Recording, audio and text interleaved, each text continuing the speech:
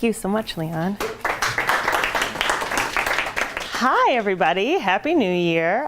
It's great to see some familiar faces right now and also some new faces. Thank you so much, Leo, for thinking of me. I really appreciated it, and I'm excited to be here and talk about personal branding and what everyone's working on, and hopefully have some great tips for you all. And Chad, thank you for opening your space to us. We're happy to be here. I think everyone's always happy to get a peek behind the curtain. So thanks for having us. And then always, Paul, thank you for everything that you do. Paul's great. So if you ever have video needs, definitely call Paul. I am Courtney Larvadain. I am the founder and social media consultant for Glow Social Media. And what we do is we offer small businesses full-scale social media management. So setting up platforms, writing content, scheduling and posting content, kind of running your social media database.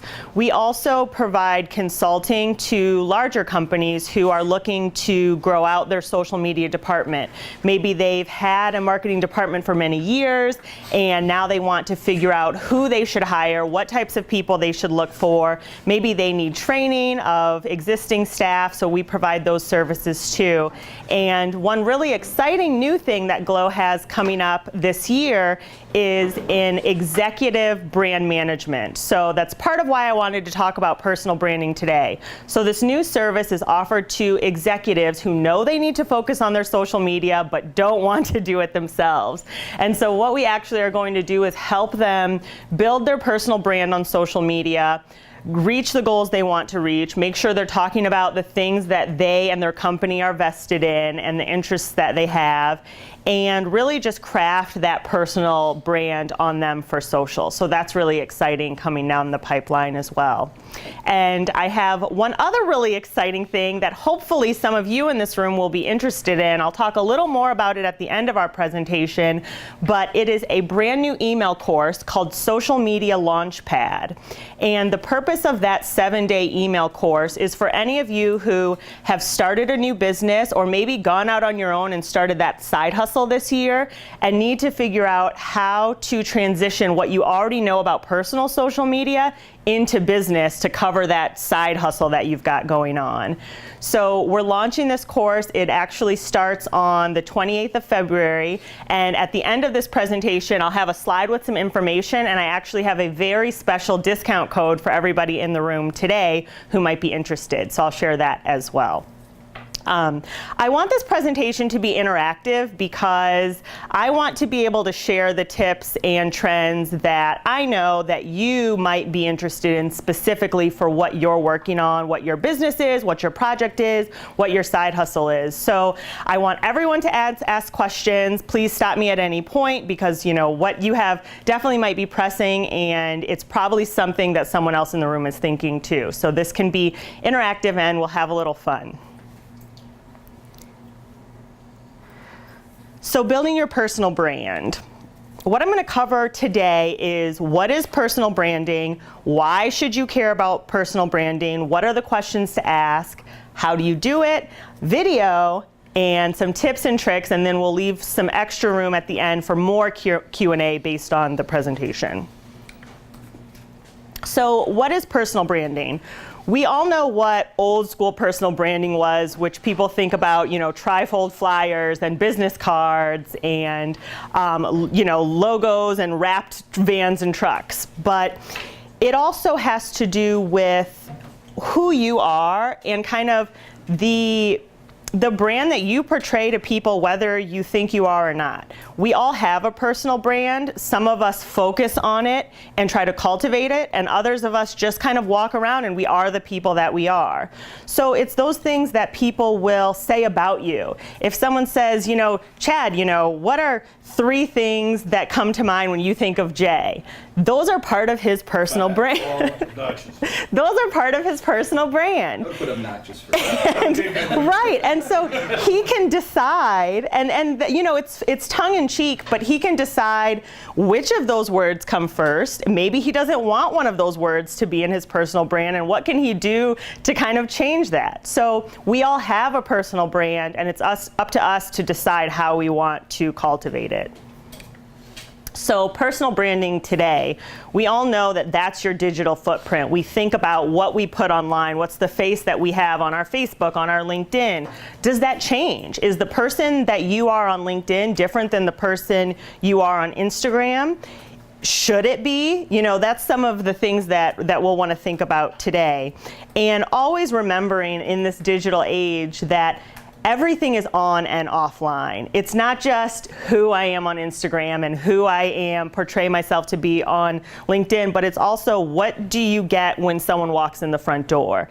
Do they match the things that you've learned about them from online? And how can you better marry all of those things and decide which social networks kind of present what parts of you? So, why do you need personal branding? We are in, you know, a YouTube celebrity kind of life now, and it's not going away. It's just going to change. In 10 years, there will be a new social network with a new crop of people making themselves famous on that platform. And it's really up to creating your individual brand and, you know, what your kind of lifestyle is, and creating that and repeating it for all of your platforms. And of course, you know, it's more than a logo. It's more than what you do for a living or what your side hustle is, but it's really about who are you as a person, what things are important to you, and how can you weave those in to who you know, what you do for a living and what your side hustle is and what you enjoy doing. So what are some ways, I want to kind of stop and ask some questions here. So what are some things that you have in mind that you would like to kind of get out on social media as part of your personal brand? So what I want to try to do is anybody who's willing kind of figure out some of these things and see, you know, okay, I've got my Facebook, I've got my LinkedIn, but I don't really know what the focus is. So I'd love to just kind of dive in and do a little case study. So tell me your name also. Oh, hi. My name's Molly. Hi, Molly. Okay, so tell me a little bit about, you know, what you do, what you're working on, and kind of why this was important to you today. Because I'm a solo entrepreneur. I have a voiceover business, and I'm learning everything from scratch. So I know me, but when you have to describe yourself to someone, it's just sort of odd, and that's what I think a personal brand is. Mm-hmm. You know what I mean?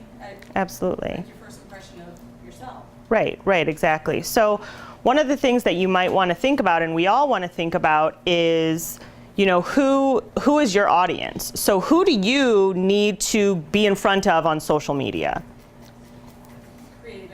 Creatives. Who might want to hire you? Exactly. Okay, who might want to hire you.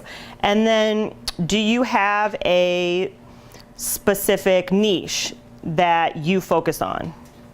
It's primarily promotional videos and e-learning.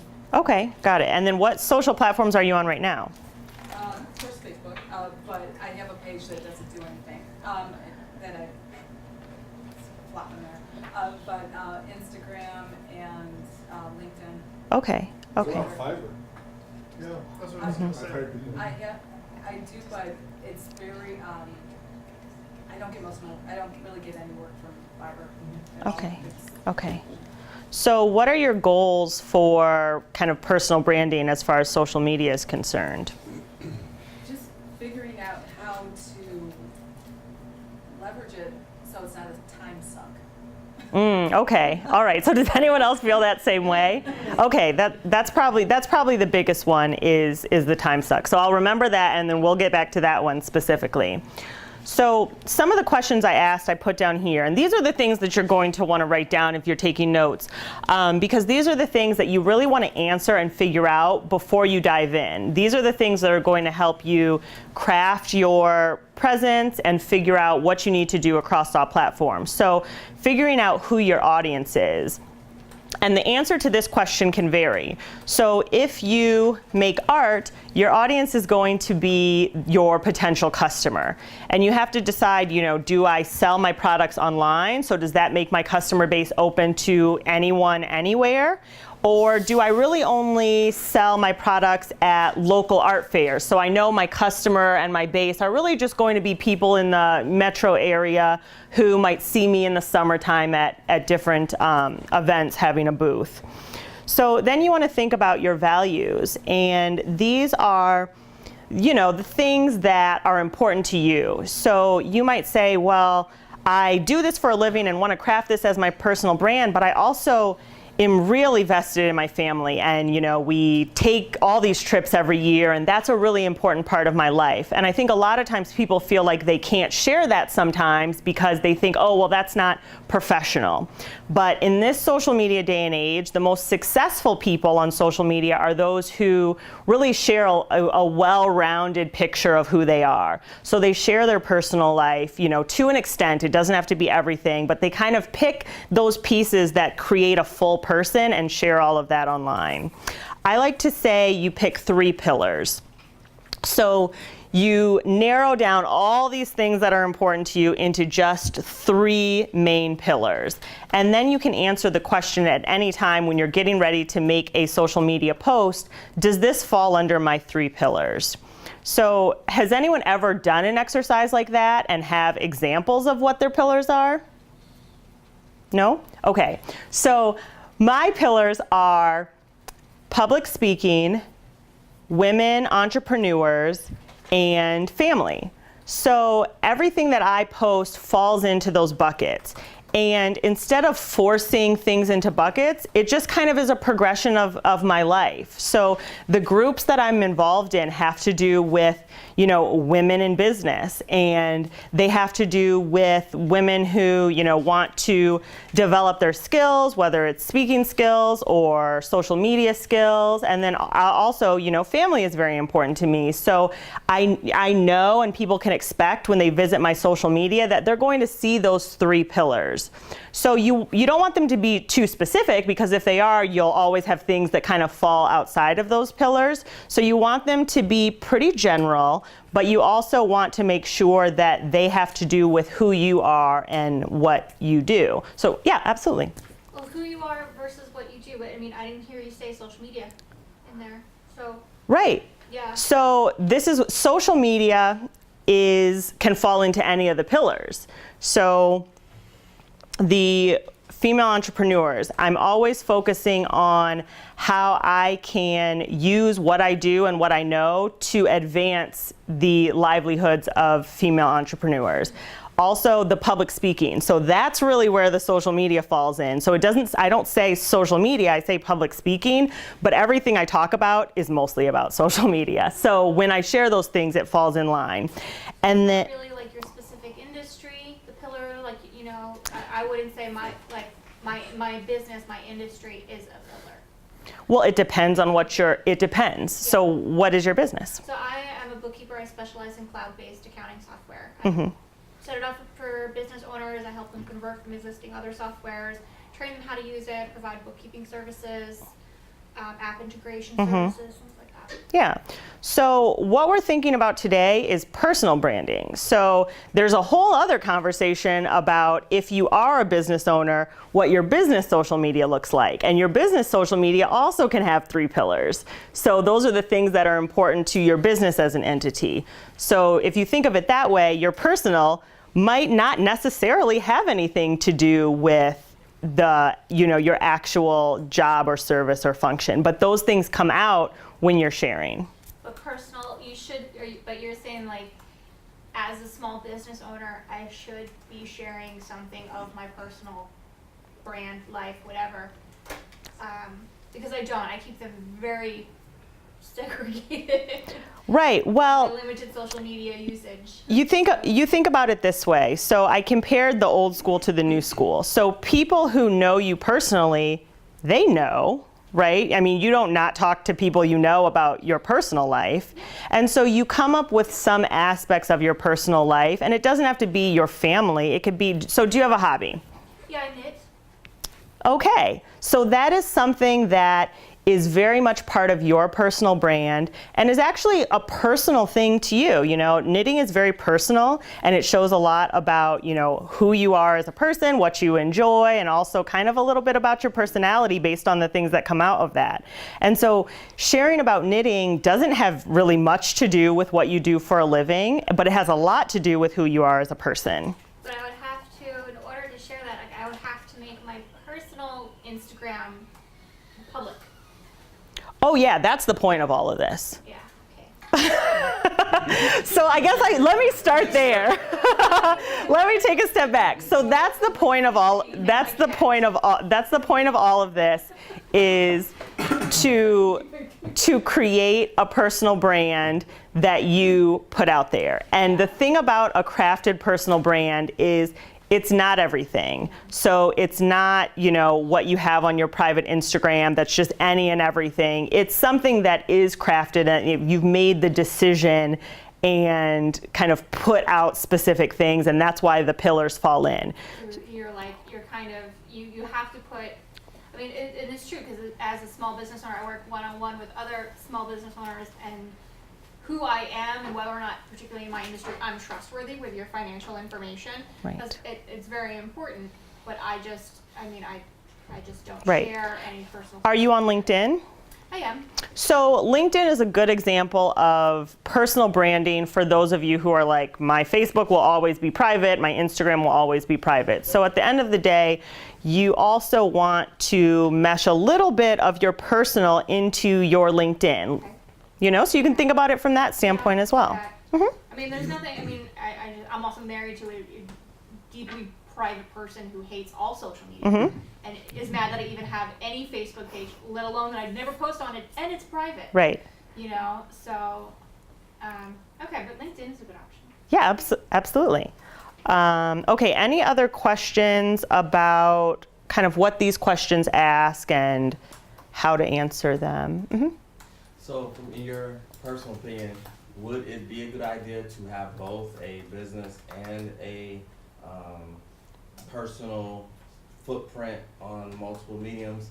I'm asking because some people merge them, other people keep them separate. What would you suggest? Yes, so it depends, but for most people, the answer is have two separate.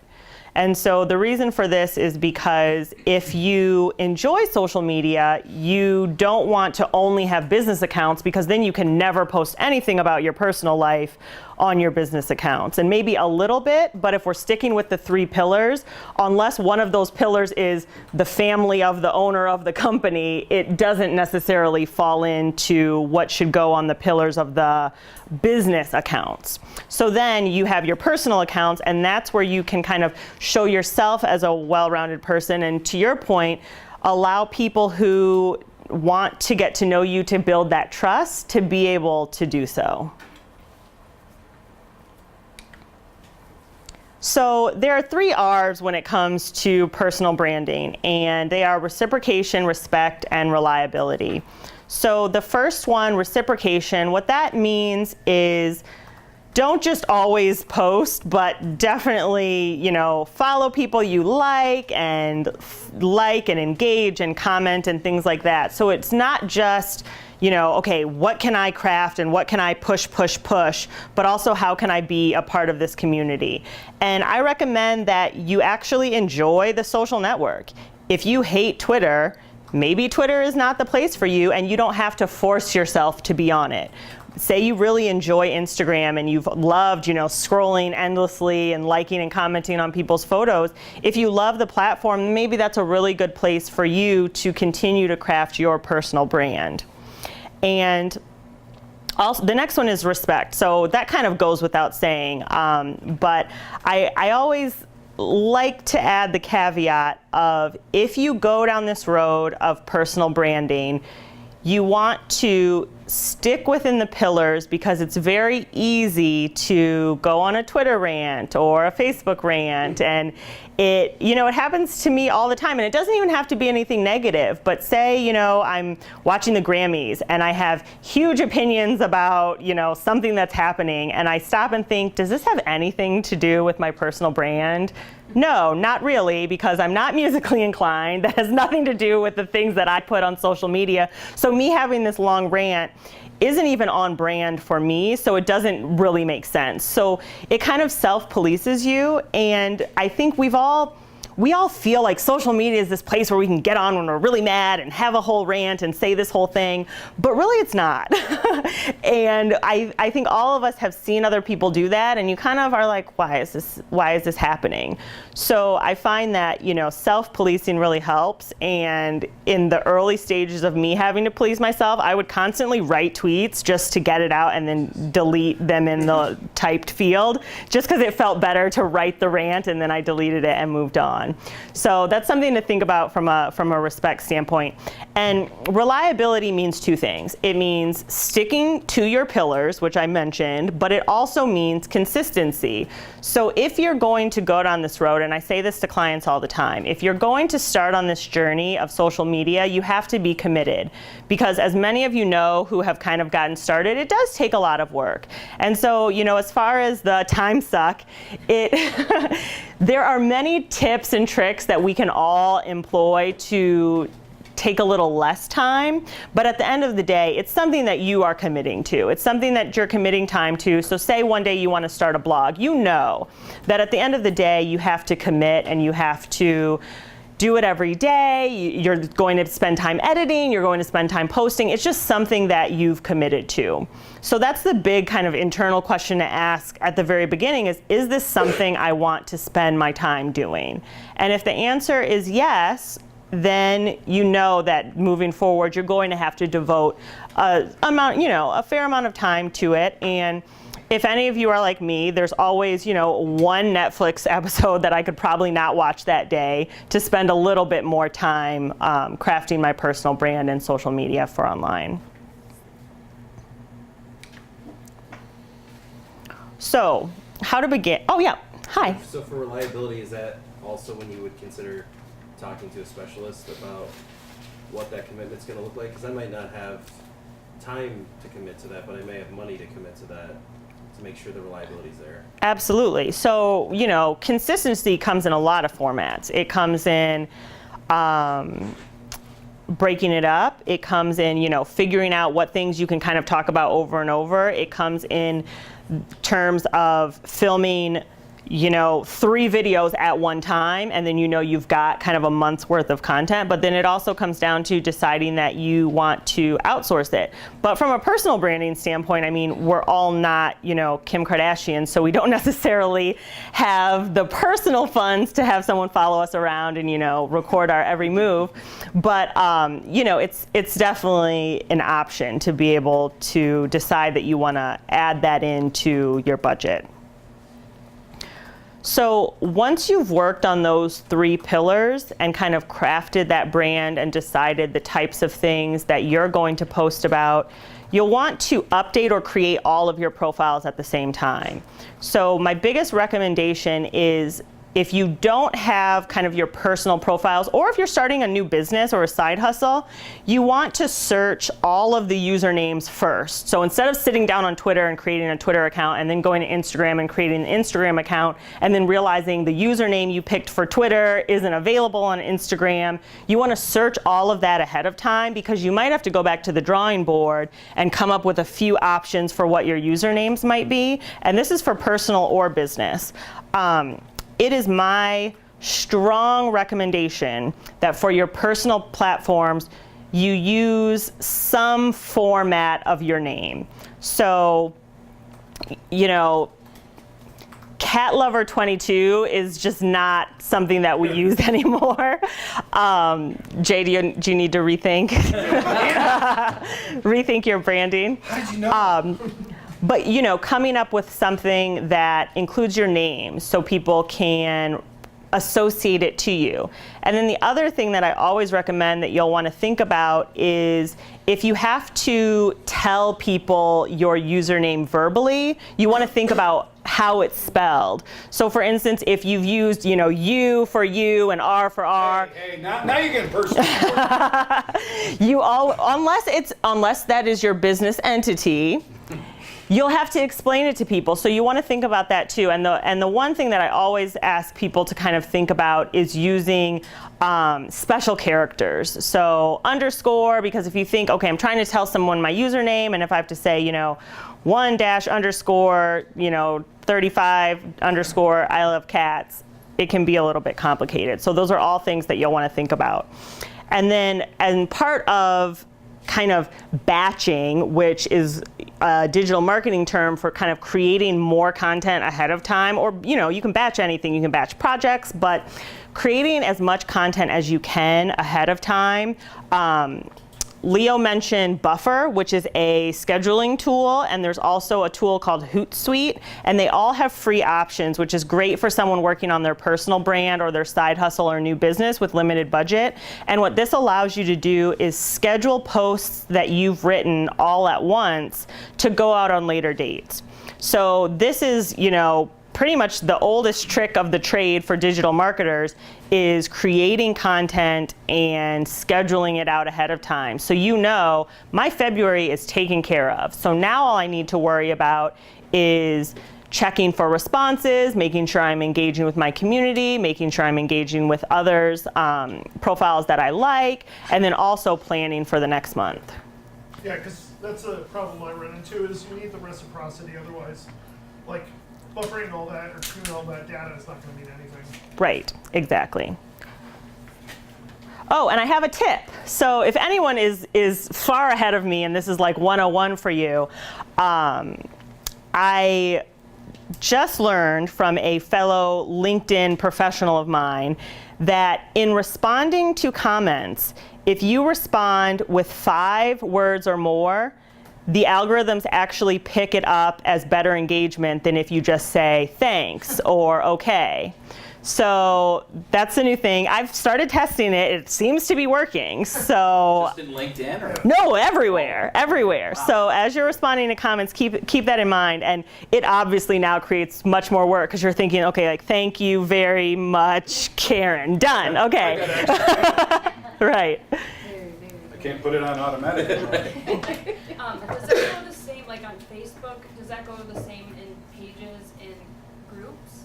What do you mean? With the 5-word comments? So as far as we've seen, it's everywhere on all social networks. So, a lot of them are obviously owned by the others, so that's probably why. But we've just noticed, and I, don't know if maybe it's 4 words and the person just told me it's 5 because we haven't figured it out yet. But it's definitely something to keep in mind as you're engaging. Emojis won't work then. I don't know. Or GIFs. I don't think the GIFs work, but yeah, you can try the emoji. Try the emojis. Saying yay. Try the emojis. So, the importance of video. Video is huge. It's been huge for the past, I don't know, however many years. It remains huge. Paul is giving me a huge thumbs up. Video is something that deserves its own slide because I think it's the hardest thing for people to just kind of grasp and say, you're kidding. First I have to write all this content, now I have to schedule it, then I have to respond to everyone, and now you want me to get in front of a camera and talk to you? You're nuts. But I will say that if you are serious about personal branding, if you're serious about growing your business, growing your side hustle, video is absolutely the best use of your time. Absolutely. So it's just something to think about. It can be as simple as going live during presentations, which is what I'm doing right now, to as complex as, creating kind of a presentation that you do just for video to put out online. But it's a really great way to engage people. Users watch video much longer than they will read anything. The options for closed captioning video for accessibility have come such a long way. If you don't know this, but there is now closed captioning on Facebook videos that you can edit yourself, which is super amazing. So when you do your live videos or upload your pre-recorded videos, you can go in and have it auto closed caption. And the one caveat to that is please go in and edit it because it doesn't know what you say all of the time. But video is really big, and you can talk about anything that is within your brands. And what I also recommend to people is, instead of having to come up with another time and place that you do video, find times where you're already creating video-worthy content. So are you presenting somewhere? That is a place where it's easy for you to already do video. Is maybe cooking is one of your personal brand pillars. It's really simple to kind of set up your at-home studio and do some of your recipes via video. So there's a lot of options for video, and it's really, really something that I recommend. So outside of just engagement and trust building, video is huge on mobile. Keeping in mind the captions, because no one watches video with their sound on because they're at work or on the train or doing who knows what. So the captions are really great. But video actually ranks really well in Google right now, and the engagement, like I said, is really great. You had a question? Well, in keeping with the 5-word theme, is there a length that needs to be considered? That's Paul's. This is Paul. Come back for Paul's presentation. He can answer all of the video The longer the questions. better. Not necessarily. Very true. So it all depends. But what I will say is that all of the social networks have amazing analytics. So what I do constantly is I will go on, for instance, my Instagram TV videos, and it actually shows you how long your users watch. And on my Instagram TV videos, everyone falls off after like 30 seconds, and my videos are 8 minutes long. So it's fine. I don't mind. But that. Mm-hmm. What are the max limits on each of the networks? Do you know? Oh, let's see. So I didn't even know Instagram does 8 minutes. Instagram is a minute apiece. Oh, Instagram. So Okay. Instagram, in your Instagram feed, the video can be 60 seconds. Okay. On Instagram TV, your video can be 10 minutes.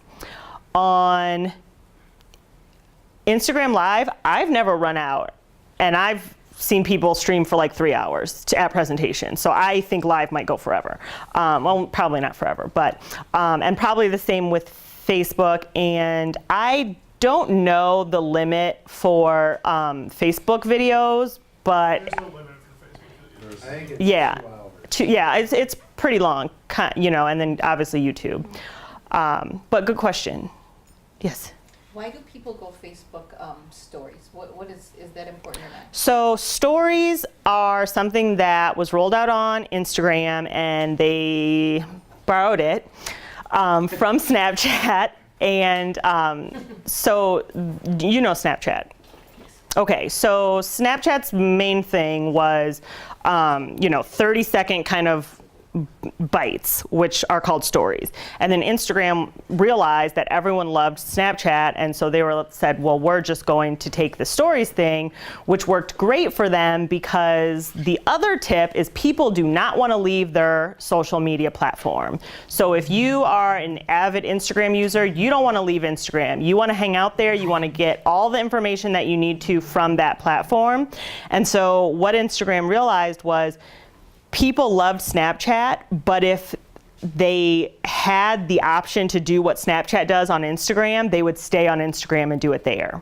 So stories are just short clips. They've actually made it longer now, where you can do clip after clips kind of recorded simultaneously, and you can type on them and draw on them, and it's just a really great way for kind of quick bites. So what I recommend from a personal branding standpoint is, for Instagram, you craft your Instagram presence. So what you want the feed to look like, which is all the square pictures that you have when you scroll through Instagram. And that's something that's better crafted. You've kind of put some thought into it, maybe decided which photos go where, and there are apps that help you kind of lay out your Instagram feed so it can look a certain way. And then the Instagram stories is everything else.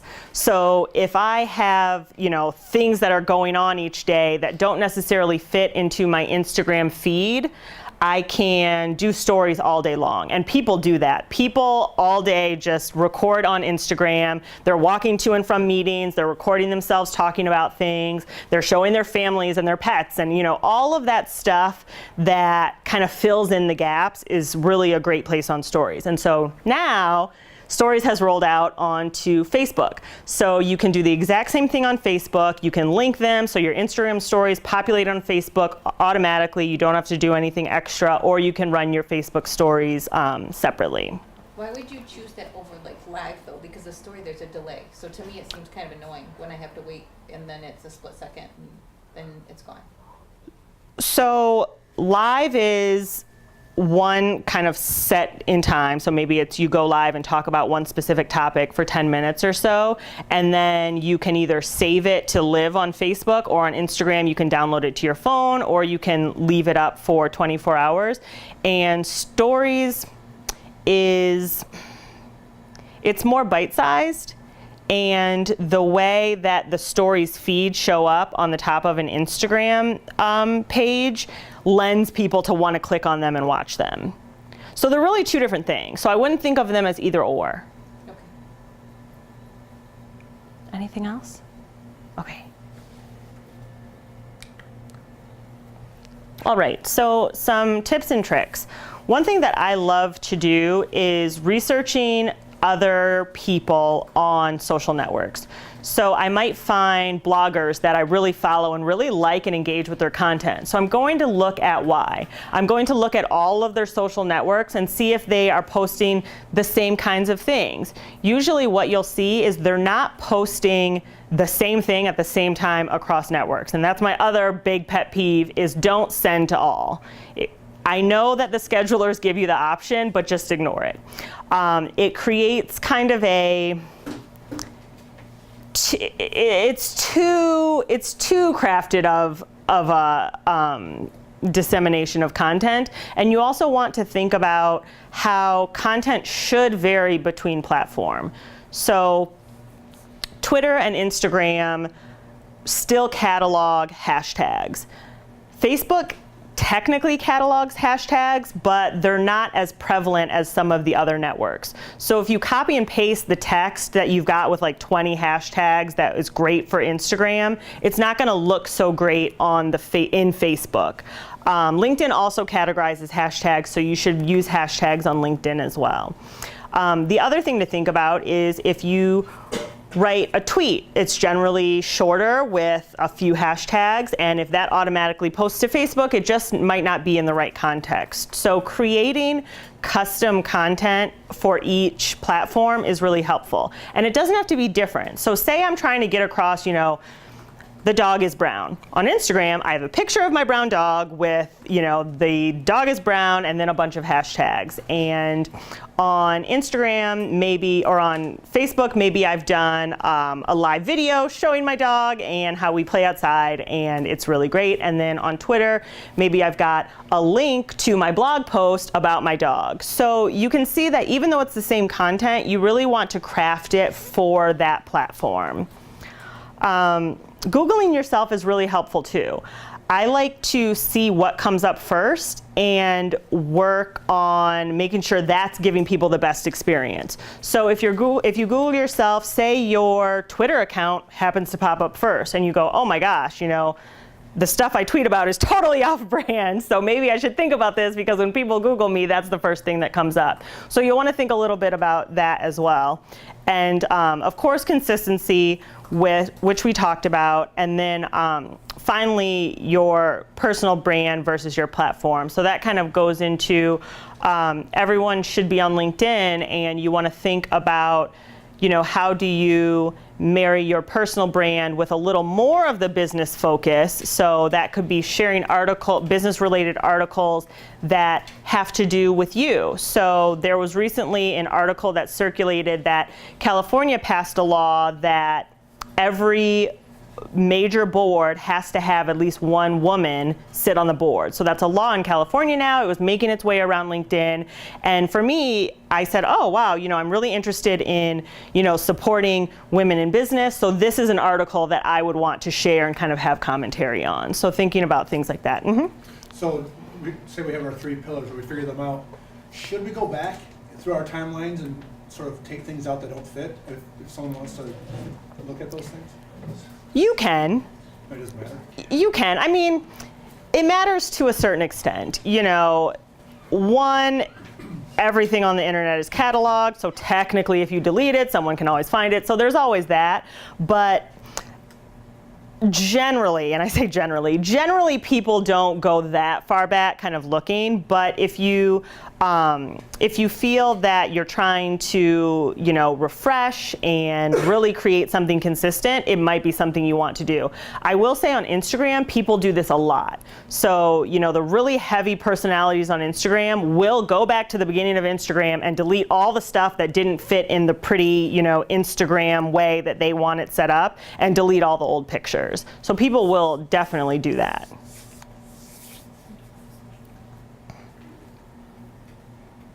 Okay, so we're almost out of time. I wanted to leave more time for questions, but I'm glad we got to ask a lot. I don't know if we have time for one more. We do one question? Yeah. Yeah, let's do one. Well, if no one has questions, okay, good. You'll send me a link to the presentation. Yes. And Yes. then- and the code. Yes. But So this is my last thing. So this is the Social Media Launchpad 7-day email course. So for those of you who have started your new business, your side hustle, and really want to figure out, this is business focused, so it's going to lean toward how to set up an Instagram account and make it a business account. It's how to set up a business page on Facebook, and then it also teaches you a little bit about content creation, content generation. And so I'm sure this is kind of dark and small, but clever-me.co is the website where that lives. And we're offering 50% off through the end of the month, and the coupon code for that is GLOW SOCIAL, GLOWSOCIAL. So GLOW SOCIAL is that, and it's also in my links and my bios everywhere. So if you find me online, it will be there. And please connect with me on LinkedIn. I would love to see you all there. Thank you. thank you.